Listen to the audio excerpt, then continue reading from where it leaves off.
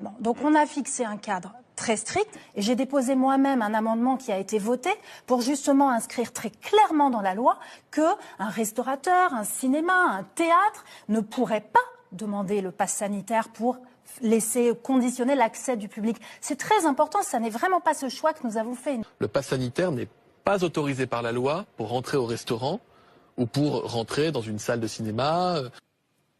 À partir du début du mois d'août. Et cela parce qu'il nous faut faire d'abord voter un texte de loi et le promulguer. Il y a quelque chose qu'on a complètement écarté, là on va être absolument clair, c'est le quotidien.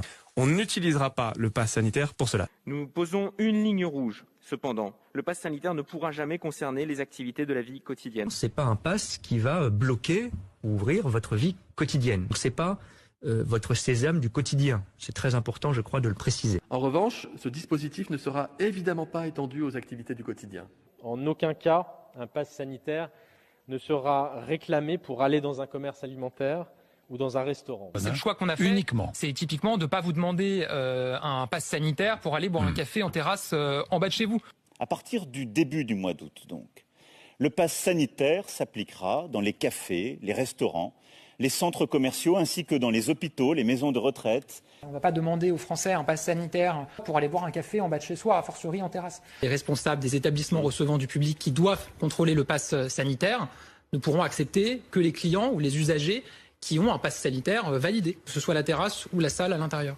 C'est ça le pass sanitaire, c'est pas du tout quelque chose qui vise à exclure ou qui vise à contraindre. Seuls les vaccinés et les personnes testées négatives pourront accéder à ces lieux, qu'ils soient d'ailleurs clients, usagers ou salariés.